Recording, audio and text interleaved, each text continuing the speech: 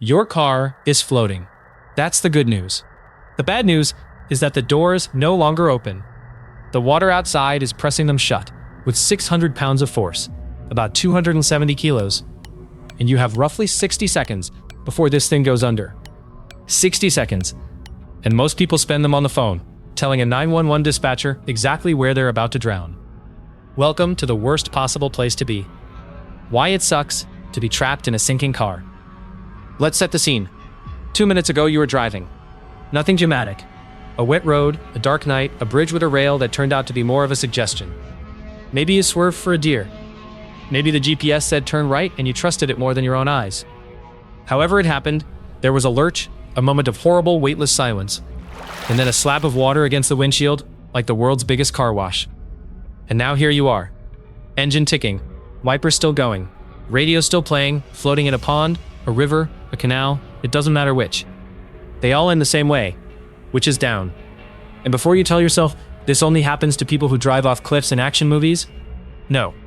Most cars go into the water at normal speed, off normal roads, into embarrassingly normal water.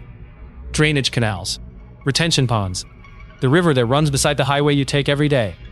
Most vehicle drownings happen within sight of shore, in water barely deeper than the car is long. 10, 15 feet, 3 to 5 meters. You will not be lost at sea. We'll be at the bottom of the pond behind a supermarket, which is somehow worse. This is not a rare way to go, by the way. In North America alone, around 400 people a year die inside submerged vehicles. Not because the crash killed them. Most of them survive the splash just fine. They die because of what they do next. Or more precisely, what they don't do. Because a sinking car is one of the only disasters on Earth with an almost perfect escape plan, a generous time window, and a near total failure rate. The car gives you a way out. You just have to take it in the first minute. Almost nobody does. Here's what's actually happening beneath you. Your car weighs around 4,000 pounds. Call it 1,800 kilos. But it's full of air, so for a little while, it floats like a very expensive, very leaky boat. How long? Anywhere from 30 seconds to about 2 minutes, according to the man who knows more about this than anyone alive. Dr. Gordon Giesbrecht, a University of Manitoba professor, who has put hundreds of cars into the water on purpose, with people inside to study exactly how this kills you. His nickname is Professor Popsicle. You want to remember his advice because in about 40 seconds, it's going to be the only thing standing between you and the bottom. It doesn't need a hole. It pours through the engine bay, the floor vents, the gaps in the firewall, all the places air used to go. And because the engine is the heaviest thing in the car, the nose dips first. The car tilts forward, headlights aiming down into the dark, like it's curious what's down there. Every gallon coming in makes you lower, and every inch lower makes the water come faster. It's a countdown that speeds up as it runs. So you try the door. Of course you do. It's what you've done 10,000 times. And the door you have opened every single day of your driving life, does not move. Because even with just a couple of feet of water against it, 60 centimeters or so, the pressure difference seals it shut harder than any lock ever could. Hundreds of pounds of water are leaning on it, and they are not getting off. So you shove it with your shoulder, and you burn 5 seconds. You shove it again, because surely, and you burn 5 more. The car does not care about your shoulder. And this is the moment, right here, while you're still floating, while the window motors still work, while the way out is literally a button under your left hand. This is the moment most people pick up the phone. It feels responsible. It feels like doing something. Giesbrecht has listened to the recordings, and they are all the same. A calm dispatcher asking where you are, and a driver, voice rising, describing water coming over the dashboard of a car that still had a working exit. Some of those calls end while the person is still talking. The phone is how you narrate your drowning. It is not how you prevent it. Because here's the thing about that window. Right now, it opens. Electric windows are sealed units. They'll usually keep working even with the door half underwater, sometimes for several minutes. But the moment water reaches the switches and the wiring gives up, that button becomes a piece of decorative plastic. The window is a door that's closing, and you can't see how fast. Let's say you miss it. Let's say you did the phone thing or the shoulder thing, or the increasingly popular freeze and hope thing. The hood slips under. Water comes over the dash in a smooth, dark sheet, faster than looks reasonable. And if this is autumn, winter, spring, or honestly most of the year, that water is cold. 50 degrees Fahrenheit, 10 Celsius, maybe less. Cold water on the chest triggers something called cold shock, a huge involuntary gasp, then hyperventilation you cannot control. Your breath hold, which was maybe 90 seconds on a good day at the swimming pool, is now 30 seconds or less, and you're spending it panicking. The body's opening move in a drowning emergency is to demand more air. The body is not a strategist. Giesbrecht has a rule for cold water, and it's worth tattooing somewhere. 1-10-1. You get 1 minute of gasping before you can control your breathing again. Survive that minute, and the panic breathing settles.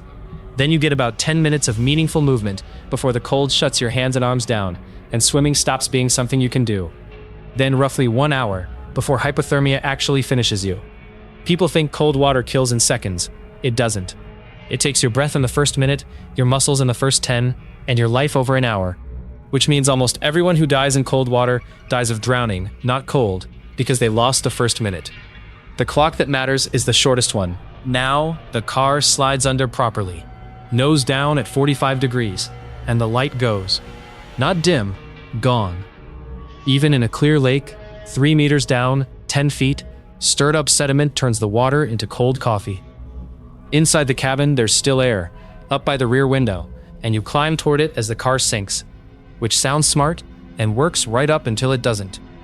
Because the car isn't done moving. Cars roll on the way down. They tip, they twist, and plenty of them land on the roof. So now you're in a black box, upside down, and the direction you're absolutely certain is up is the floor. Divers who recover these vehicles find people in the back seat, in the footwells, holding the ceiling. They had seconds of air, and they spent it being lost inside a space the size of a large wardrobe. If you're not alone, it's worse, and not for the reason you think. Panic is contagious in a sealed box. A passenger grabbing your arm in the dark costs you seconds you do not have. A back seat full of screaming costs more. Which is exactly why the escape order in a moment is drilled as a chant, not a discussion. A flooding car is no place for a family meeting. The people who get everyone out are the ones who start barking the plan before the water reaches the seats, sounding, briefly, like the most unreasonable person in the car. Be unreasonable. You can apologize on the shore. And that famous last move, the one from the movies, wait for the car to fill, let the pressure equalize, then calmly open the door and swim out? Technically real. Practically a horror show. Yes, once the cabin is completely flooded, the pressure evens out and the door will open.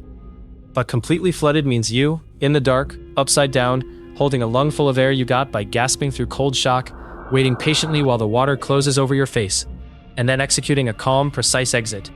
The physics checks out. The human being usually doesn't.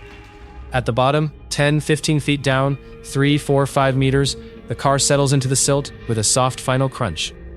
And here's the darkest number in this whole video. Rescue divers, on a good day, with a crew nearby and a fast response, take 20, 30 minutes to reach a submerged car. Your brain, without oxygen, starts dying in 4. Nobody is coming in time. Nobody was ever coming in time. The entire rescue operation was always you, back at the top in that first 60 seconds, with your thumb on a window switch. So let's rewind and do it right, because the escape plan is 4 words long, and Professor Popsicle would like you to say them with him. Seatbelts, windows, out. The moment you hit water, not when it starts sinking, the moment you splash, seatbelt off. Click, done, 1 second. Then the windows, get them down immediately, while the motors live. If the window won't open, break it. And here's where the movies have lied to you twice. Lie number 1, you cannot kick out a car window. Tempered glass laughs at the flat of your shoe. You're bracing against a seat in a flooding car, kicking a surface engineered to take a shopping cart hit at 40 miles an hour, 65 kilometers an hour. People have broken their heels trying. Lie number 2, no, you can't reliably do it with the metal prongs of your headrest either. That trick works about as often as it doesn't, and you don't have a coin flick's worth of time. What actually works is a point. Aim for a side window, never the windshield. The windshield is laminated glass, built specifically to not shatter. You could beat it with a hammer until the car reaches the seabed. Side windows are tempered glass, hard until they meet a sharp point. Then they explode into harmless pebbles.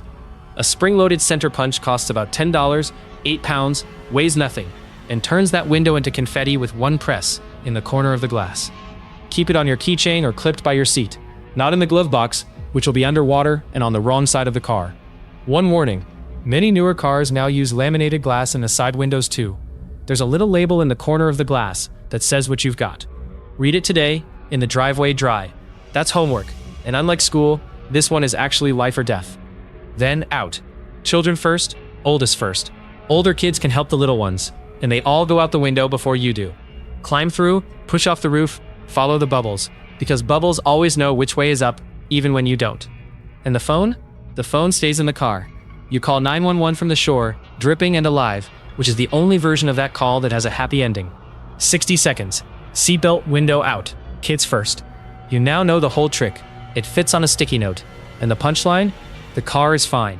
A crane fishes it out on Tuesday. The insurance adjuster calls it a total loss. And the engine, I promise you, will try to start.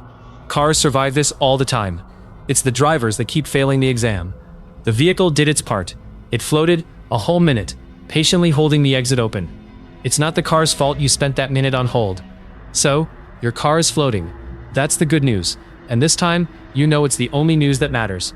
60 seconds. Seatbelt off, window down, everybody out. Or, sit there and finish the phone call.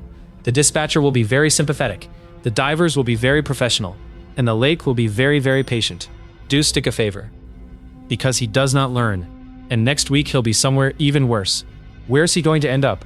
What's going to be trying to kill him this time? You'll have to come back to find out. Bring a towel.